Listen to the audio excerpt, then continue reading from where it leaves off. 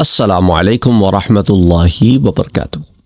ایک سوال آیا ہے کہ سر، جہاں انسان دفن ہوتا ہے کیا اسی مٹی سے انسان تخلیق ہوتا ہے؟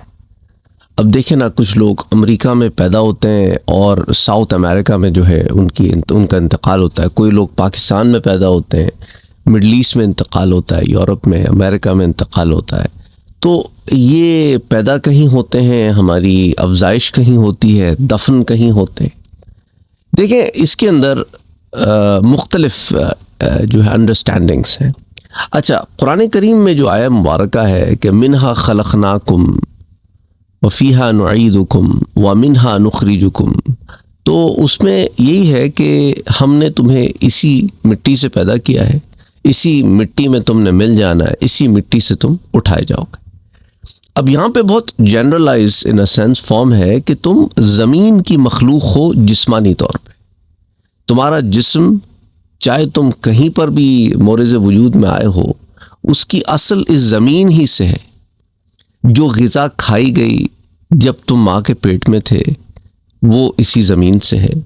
جس قوت سے تمہارے ماں باپ کے ملنے کی وجہ سے تم ماں کے رحم میں مادر میں آئے ہو، تو باپ سے جو قوت اور ماں سے جو قوت آئی ہے تو وہ بھی اسی زمین ہی کی قوت تھی۔ تو اور اس کے بعد جب اس زمین میں چلے جاؤ گے تو اس زمین سے ہی اٹھائے جاؤ گے۔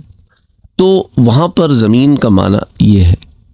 لیکن دوسری طرف اگر آپ دیکھیں تو حضرت عبداللہ ابن عباس کی جو ایک روایت آتی ہے کہ ہر انسان کو اس مٹی میں دفن کیا جاتا ہے جس سے وہ پیدا کیا جاتا ہے، جو المصنف عبد الرزاق کی روایت ہے، حدیث 6531۔ تو اب اس کی توجیہ یہ ہو سکتی ہے کہ ایک تو جو میں نے آپ کو پہلے ایکسپلین کیا کہ اسی کرۂ ارض سے ہماری تخلیق ان سینس ہوئی کہ آدم علیہ السلام کی تخلیق کی طرف جائیں تو اس ساری زمین کی مختلف مٹیوں کا جو مرکب تھا، اس مرکب سے آدم علیہ السلام تخلیق ہوئے۔ اور اس پر بڑی تفصیل سے ہم پہلے بات کر چکے ہیں کہ تخلیق آدم کے 7 مراحل، وہ باڈی کی کریشن تھی، سول کی کریشن نہیں تھی۔ سول تو عالم ارواح میں، عالم امر میں کریٹ ہوئی ہے، اور جسم جو ہے وہ عالم خلق میں کریٹ ہوا ہے۔ تو یہ 2 مختلف چیزیں ہیں۔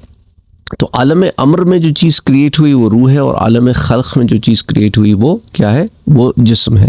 یہ دونوں کا ملاپ ہوا، بشر پیدا ہوا، یعنی کہ وہ شے جو آیا ہوں، یہ سب انسان ہی ہے۔ انسان اس سے پرے کوئی چیز نہیں ہے، یہ ساری چیزیں ہی انسان ہیں۔ تو بہرحال انسان جب اس دنیا میں آیا، یہ ٹیسٹ تھا، اور اس دنیا میں انسان نے وقت گزارنا ہے، پھر برزخ میں چلے جانا ہے۔ وہ ساری تفصیلات میں آپ کو پہلے بتا چکا ہوں۔ پھر قیامت کے دن دوبارہ اٹھا کھڑا کرے گا اللہ سبحانہ و تعالی۔ تو اس کی ایک انڈرسٹینڈنگ تو یہ ہے کہ واقعتاً جہاں پر دفن ہوتا ہے اسی مٹی سے وہ تخلیق ہوتا ہے، اسی مٹی میں جا کے دفن ہو جاتا ہے۔ چاہے اچھا، اب یہ مٹی آپ پاکستان میں رہ رہے ہیں تو یہ مٹی جو ہے وہ وہاں کیسے آئی جب کہ آپ امریکہ میں؟ تو اب اس کی ایک انڈرسٹینڈنگ یہ ہو سکتی ہے کہ وہ دیکھیں نا، سب اولاد در اولاد در اولاد چلے آ رہے ہیں۔ تو آدم علیہ السلام کی تخلیق میں جس مٹی سے یہ جینیٹکلی یہ باڈی کریٹ ہو رہی ہے، وہ جینز اس خطے کی تھیں جہاں پر انسان دفن ہو گیا۔ اس کی کیونکہ براڈر پکچر میں ایک انڈرسٹینڈنگ ہے۔ ایک ہم یہ نہیں دیکھ رہے کہ ہمارے صرف باپ دادا کہاں سے تھے، ہمیں دیکھنا ہے کہ پہلا جو انسان تخلیق ہوا ہے اسی کی اولاد ہے نا، ساری چیزیں سارے اسی کی اولاد ہیں۔ تو کس کو ان سے کیا جز ملا، پھر آگے کن کو کن سے کیا جز ملا۔ اچھا، پھر سوال اس کے اندر یہ بھی آتا ہے کہ بھئی وہ کچھ ایسے بھی لوگ ہوتے ہیں نا جو پانیوں میں ختم ہو جاتے ہیں۔ تو پانی میں بھی آپ دیکھیں مٹی تو ہے نا، مٹی تو ہر جگہ موجود ہے۔ اچھا، کچھ لوگ ایسے ہوتے ہیں جن کے جسم کے مختلف حصے ہوتے ہیں، ایک حصہ ایک جگہ دفن ہے اور ایک حصہ ایک جگہ دفن ہے۔ تو یہ بھی ہو سکتا ہے کہ ان کی تخلیق میں ان دونوں جگہوں کی مٹی شامل ہو۔ اور کچھ لوگ ایسے ہوتے ہیں کہ جن کے جسم فضا میں بکھر جاتے ہیں۔ تو اب ہم کیا خیال کریں کہ ان کی تخلیق میں مختلف جگہوں کی مٹی شامل تھی؟ واللہ اعلم بالصواب، ہو سکتا ہے کیونکہ آدم علیہ السلام کی تخلیق میں مختلف جگہوں کی مٹی شامل تھی۔ تو اس کے اندر مختلف ایکسپلینیشنز ہیں۔ Again the bottom line is کہ وما اوتیتم من العلم الا قلیلا، ہمیں بہت تھوڑا سا علم دیا گیا ہے۔ یاد ہوگا آپ کو صحیح بخاری صحیح مسلم میں ایک روایت میں نے شیئر کی تھی آپ سے، کہ ایک آدمی تھا جو بہت گناہ گار تھا، توبہ طائب ہوا، لیکن اپنی اولاد سے کہنے لگا کہ جب میں فوت ہو جاؤں تو میرے جسم کو جلا دینا اور میری راکھ کو بکھیر دینا، کیونکہ اس کی خام خیالی یہ تھی کہ اگر رب تعالیٰ کو میرا صحیح سالم جسم مل گیا تو مجھے عذاب ہوگا، اور اس نے کہا کہ مجھے ایک ایسا عذاب ہوگا کہ وہ عذاب انسانیت میں کسی کو نہیں دیا گیا ہوگا، کیونکہ میں نے اتنے زیادہ گناہ کیے۔ تو لیکن جب وہ فوت ہو گیا اور اس کی اولاد نے ویسے ہی کیا جیسا کہ اس نے کہا تھا، اور اس کی راکھ ہر جگہ بکھیر دی گئی، تو اللہ سبحانہ و تعالیٰ نے اس کی راکھ کو جمع فرمایا اور کہا کہ تو نے یہ کام کیوں کیا؟ یہ تیرے جسم کو جلانا کوئی اچھا عمل تو نہیں تھا، حالانکہ اللہ سب جانتا ہے، لیکن اس نے کہا کہ میں نے تیرے خوف کی وجہ سے یہ کام کیا۔ تو اللہ سبحانہ و تعالیٰ نے کہا کہ میں جانتا ہوں کہ تو نے یہ کام کیوں کیا ہے، جا تجھے اس لیے بخش دیتا ہوں۔ تو اب اس کا جو جسم تخلیق ہوا اثر نو، اس کی کیا کیفیت تھی، کس عالم میں، کیا ڈائمنشنز میں، وہ دوبارہ تو زندہ نہیں کیا گیا، لیکن اللہ بہتر جانتا ہے۔ اور پھر قرآن کریم ہی میں ایسے بہت سارے ہمیں سٹوریز ملتی ہیں جس کے اندر لوگ دوبارہ زندہ کر کے اس زمین میں لائے گئے اور اس زمین میں انہیں چھوڑ دیا، کہ صرف انسانی نہیں، حیوانات بھی۔ سورہ بقرہ میں ایک گدھا ختم ہو گیا، پھر دوبارہ زندہ کھڑا کر دیا گیا۔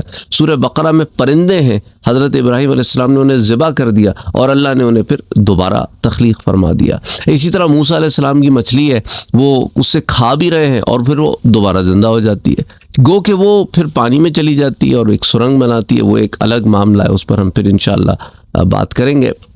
اس طرح کے اور معاملات انسانوں کے ساتھ دیکھے گئے۔ موسیٰ علیہ السلام کی قوم حضرت موسیٰ علیہ السلام کے ساتھ جاتی ہے کہ ہم نے اللہ کا دیدار کرنا ہے، اور ایک کڑک کے اندر سب ختم ہو جاتے ہیں، پھر اللہ سبحانہ و تعالیٰ نے دوبارہ زندگی دیتا ہے۔ موسیٰ علیہ السلام ہی کے زمانے میں ایک شخص قتل ہو جاتا ہے اور اس سے مقتول کا نام پوچھنے کے لیے اسے گائے کے جسم کا ایک ٹکڑا لگایا جاتا ہے، اور وہ اٹھ کھڑا ہوتا ہے چند لمحے کے لیے ہی صحیح، اور وہ اپنے قاتل کا نام بتاتا ہے اور پھر فوت ہو جاتا ہے۔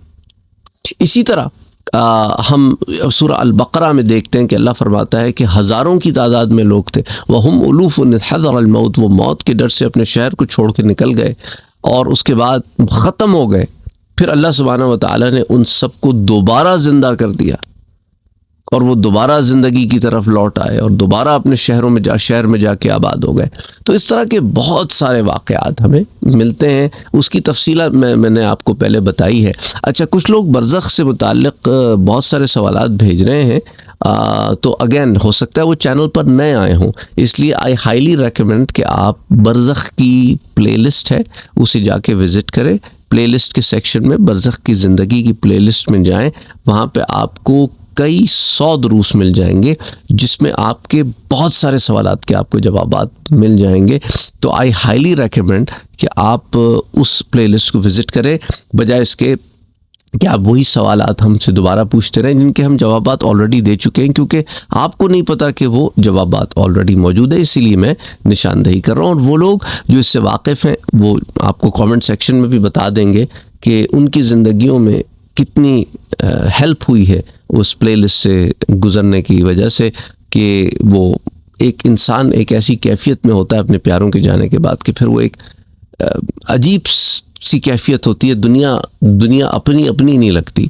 بہرحال اللہ آسانیاں پیدا فرمائے، اور جو اس دنیا سے جا چکا ہے اللہ ان سب کی مغفرت فرمائے، اور ہم سب کو اللہ سبحانہ و تعالیٰ بخش دے، ہمیں معاف فرما دے، آمین۔